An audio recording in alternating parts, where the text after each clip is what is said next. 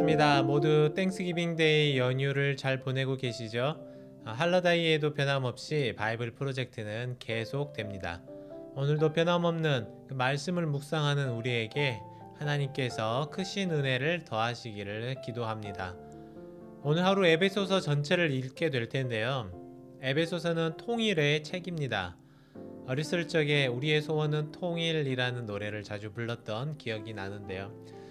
실제로 제 소원이 통일이었는지는 확실하진 않지만 참 많이 불렀던 동요였습니다.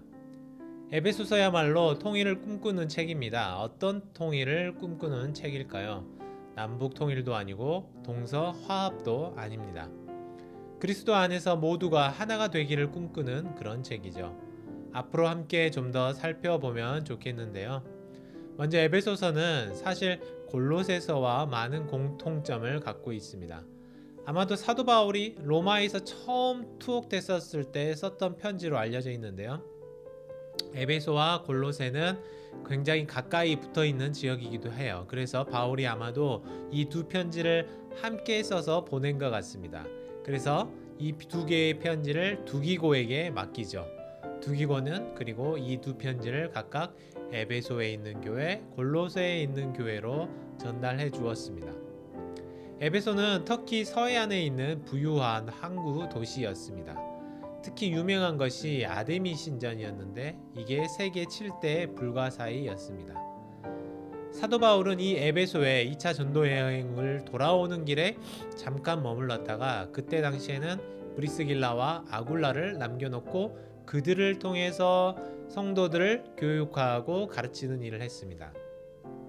그리고 이번에 3차 전도 여행을 하는 중에 약 3년이라는 긴 시간을 에베소에 머물면서 교회를 든든히 세우기 위해 헌신했던 곳이기도 합니다. 그래서 바울에게 이곳 에베소는 누구보다도 또 어디보다도 각별한 도시였을 것이라고 생각이 됩니다. 사도 바울은 특히 에베소 교회가 겪고 있었던 갈등, 특별히 이방인과 유대인 사이의 분열을 방지하고 막힌 담을 허셨던 주님의 사역을 소개하죠. 뿐만 아니라 흩어진 교회들이 그리스도 안에서 통일되기를 하나로 연합하기를 간절히 바라는 마음으로 이 편지를 남겨주었습니다. 그래서인지 골로새서와 많이 닮아 있으면서도 이 에베소서는 교회론에 좀 더 집중하고 있습니다. 전체 6장에서 1장부터 3장까지를 살펴보면 하나님이 1장에서는 구원을, 그리고 2장에서는 부활에 대해서, 그리고 3장에서는 화해라는 테마로 설명을 하다가 4장부터는 이제 조금 더 실천적인 신자들의 책임을 하나님의 위대한 목적에 비추어서 설명하죠. 이전 고린도 교회에서 일어났던 그 바울의 사도권에 대한 신뢰의 문제가 아마도 에베소 교회에서는 없었던 것 같습니다. 그래서인지 자신의 어떤 개인적인 문제를 언급하지 않죠. 함께 기록한 이 골로새서와 참 많이 닮아 있다라는 얘기를 드렸는데 에베소서에 기록된 155개의 구절 중에 75개의 구절이 골로새서에도 기록이 되고 있습니다. 에베소서에는 또 뿐만 아니라 우리가 잘 알고 있는 하나님의 전신갑주 이야기도 등장하죠. 또 그리고 교회의 중요한 5대 직분 이야기도 여기에서 나오고 있습니다. 1장을 먼저 간단히 살펴보시죠. 1장에는 하나님이 그리스도 안에서 우리를 위해 이루신 일에 대한 어떤 놀랍고 아름다운 그 바울의 기도가 등장합니다. 특별히 구원이 온전히 하나님께로부터 이루어진다는 것, 하나님의 편에서 완성된다는 것을 보여주고 있습니다. 하나님 아버지, 아들, 성령으로부터 오는 이 신령한 복을 받아 누리는 것이죠. 우리가 하나님을 찬송해야 하는지, 그 이유를 왜 찬송해야 하는지 1장에서 발견할 수 있게 되죠. 여기에는 우리를 창세전에 선택하시고 예정하셨다는 구원의 서정도 등장하고 있습니다. 또한 하나님의 뜻의 그 비밀을 알려주시고 계시죠.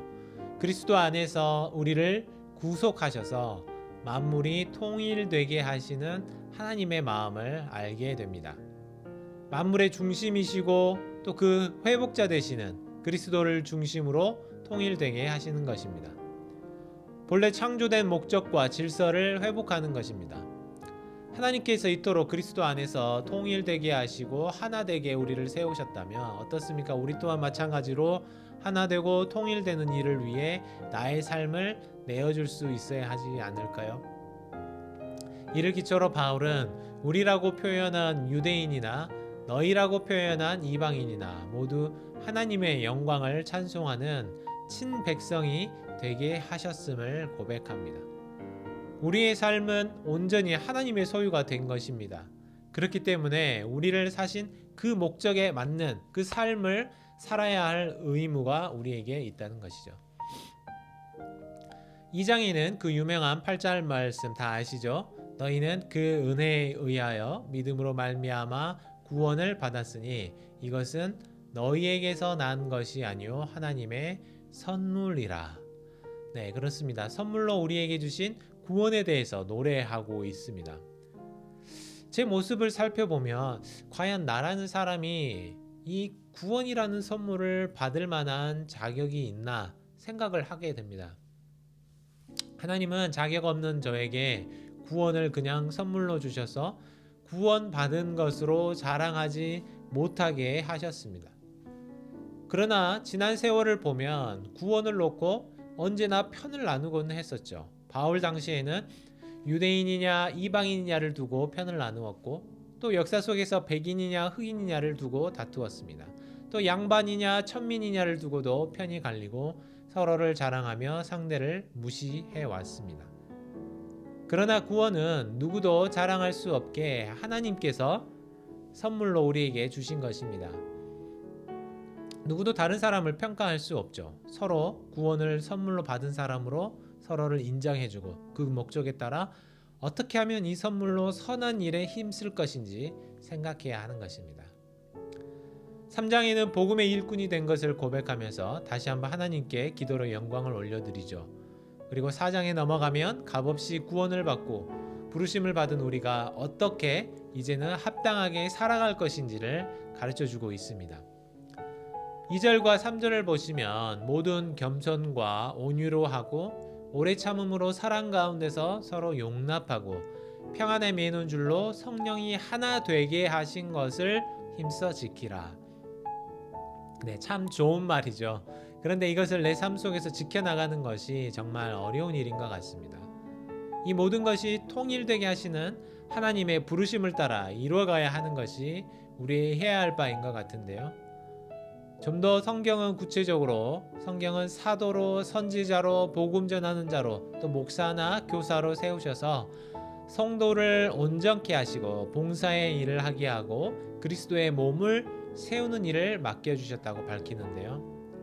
우리의 부르심은 무엇입니까? 하나님은 우리에게 어떤 일을 행하기를 원하시고 우리가 어떤 사명을 감당하시도록 부르셨을까요? 5장에는 우리가 부르심을 받은 자로서 어떻게 살아야 할지 여러 명령어가 등장합니다. 하나님을 본받는 삶을 살라고 하시는데요. 새 사람을 입은 그리스도인들이 실제적으로 어떻게 살아야 할지를 권면합니다. 여기에는 새 사람을 입은 성도들에게는 전혀 어울리지 않는 행동들도 사실 등장해요. 우리는 그리스도인으로 깨끗함을 입은 자들이기 때문에 이런 일에 이름조차 꺼내지 말아야겠죠. 이것은 건강한 가정을 세우는 것에 있어서도 마찬가지입니다. 우리가 빛의 자녀이기 때문이죠. 6장의 초반부를 보시면 거기까지도 가정 또 사회생활 중에서 우리가 서로가 서로에게 지켜야 할 그런 계명을 알려주시고 하나님의 전신갑주를 입으라고 명령하십니다. 이것은 이 세상을 살아가는 것이 결코 쉬운 일이 아니라는 것을 알려주는 것입니다. 우리는 이 땅에서 영적 전쟁을 해나가는 사람이죠. 우리의 적을 잘못 알고 있으니까 우리가 싸워야 할 적은 다른 곳에 있는데 내 눈앞에 있는 나의 친구, 이웃, 동역자들과 미워하고 싸우고 갈등을 일으키게 됩니다. 에베소서를 살펴보면서 우리는 하나 되는 것에 대해 다시 생각하게 될 텐데요. 교회에서 새가족 교육을 진행하면서 생각보다 많은 사람들이 누군가를 용서하고 용납하는 것을 힘들어한다라는 것을 발견하게 되었습니다. 물론 저 또한 마찬가지일 테고요. 나에게 잘해주는 사람에게 누구든지 잘해줄 수 있지만 나를 힘들게 하고 괴롭게 만드는 사람, 그 누군가를 용납하고 용서하며 그래서 하나님께서 이루고자 하시는 또 그리스도 안에서 통일된 그 하나된 교회를 이루어갈 수 있도록 힘을 달라고 기도하는 오늘 하루가 되시기를 바랍니다.